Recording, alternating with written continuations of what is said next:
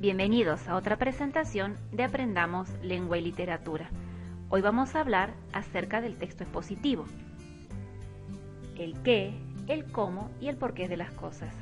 Los manuales escolares, las enciclopedias, los diccionarios, las revistas de divulgación científica, los documentales, los artículos de investigación comparten el hecho de presentar textos expositivos.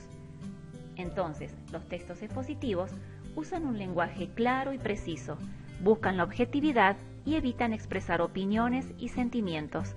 Para ello, utilizan la tercera persona gramatical, los verbos en indicativo y el tiempo presente.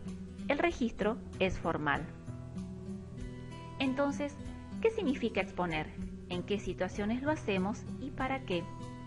Un texto expositivo tiene como objetivo brindar información verdadera y comprobable. Esa información explica el qué, el cómo y el porqué de algún concepto o fenómeno complejo. Por lo tanto, nos permite saber más y aprender. El texto se organiza en tres partes.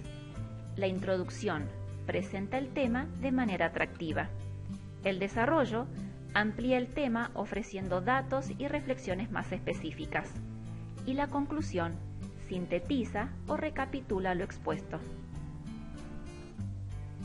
Ahora vamos a ver algunas estrategias discursivas para exponer.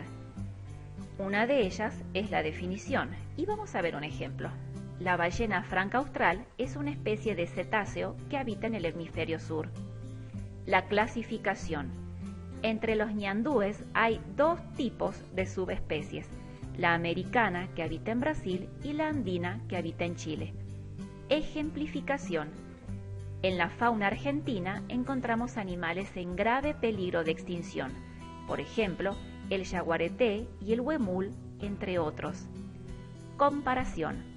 Mientras que los ñandúes habitan en América del Sur, las avestruces viven en África Oriental. Reformulación. El tapir es un mamífero afectado por la alteración de la biodiversidad, es decir, por la disminución de la variedad de especies animales y vegetales. Otro aspecto a tener en cuenta es la progresión temática en el texto expositivo. La información que se despliega a lo largo de un texto expositivo debe presentarse de manera progresiva y organizada para que no haya repetición ni omisión de ideas. Y para que un texto presente esta propiedad, debe desarrollar un tema añadiendo información nueva a la ya conocida. Existen tres tipos de progresión temática y su conocimiento es fundamental a la hora de comprender o escribir textos expositivos. Y veamos cuáles son. Progresión de tema constante. A un mismo tema se le va añadiendo información nueva. Por ejemplo, el guaraní es una lengua aborigen. Constituyó en su época un verdadero imperio lingüístico. Hoy se habla en el noroeste argentino y en Paraguay. Progresión de tema encadenado. La información nueva de una oración o de un párrafo se convierte en el tema de la siguiente oración o párrafo. Por ejemplo, una computadora es una máquina que usa código binario para procesar datos. El código binario puede representar textos e imágenes y es así como la información de la primera oración se convierte en el tema de la segunda oración. Progresión de tema encadenado.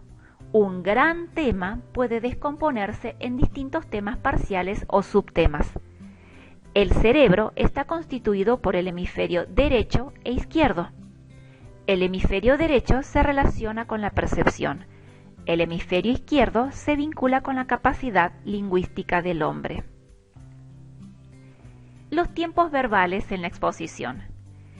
En los textos expositivos se emplean principalmente verbos en el presente del indicativo. Sin embargo, también pueden aparecer el pasado y el futuro. Entonces, tiempo presente. Define o describe realidades y propiedades permanentes que tienen validez en cualquier momento. Por ejemplo, siempre se dirá que la A es una vocal y nunca que la A fue una vocal, porque el hecho de que la A es una vocal es una verdad permanente. El pasado presenta hechos anteriores que han llevado a un estado o situación actual y suele usarse en los textos de historia. El futuro plantea los posibles efectos, consecuencias o soluciones a un determinado estado de cosas. Y ahora vamos a leer un ejemplo. Observemos ejemplos de los usos verbales en el presente de ser, el pasado de iniciarse y el futuro de producir, que aparecen en el siguiente texto. Leamos. ¿Qué es la revolución cibernética? La revolución cibernética es un proceso de transformación en las comunicaciones que se inició en la primera mitad del siglo XX en Estados Unidos de Norteamérica. Estas transformaciones producirán cambios inimaginables en la humanidad. Bueno chicos, hemos llegado al fin de otra presentación de